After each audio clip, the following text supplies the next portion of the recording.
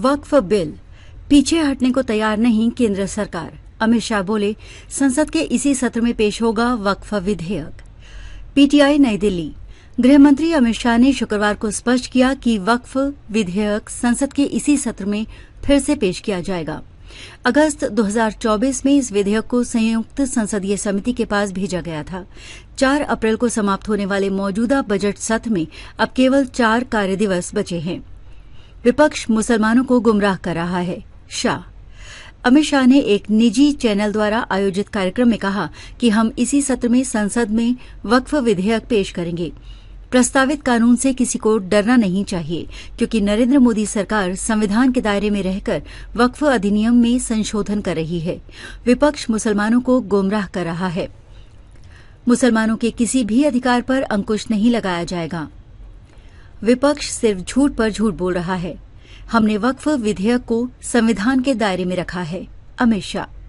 गृहमंत्री ने कहा कि सरकार को मौजूदा कानून में संशोधन इसलिए लाना पड़ा क्योंकि मूल कानून तुष्टीकरण की राजनीति के कारण बनाया गया था।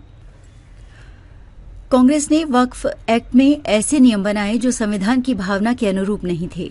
हमने वक्फ विधेयक को संविधान के दायरे में रखा है, जबकि कांग्रेस ने अपने राजनीतिक लाभ के लिए कानून को तोड़ मरोड़ कर पेश किया था। अमित शाह ने कहा कि वक्फ बोर्ड ने दिल्ली में 123 प्रमुख स्थानों को वक्फ संपत्ति घोषित कर रखा है।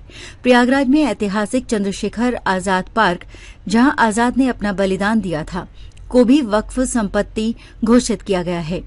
और बड़े जनादेश के साथ बिहार में फिर बनेगी राजग सरकार। गृहमंत्री अमित शाह ने शुक्रवार को कहा कि राजग बिहार में फिर से बड़े जनादेश के साथ सरकार बनाएगा।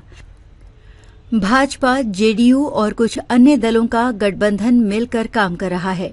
हाल के दिनों में गठबंधन की कई बैठकें हुई हैं। बिहार में राजग बहुत मजबूत है। बिहार के विकास के लिए कई महत्वपूर्ण काम किए।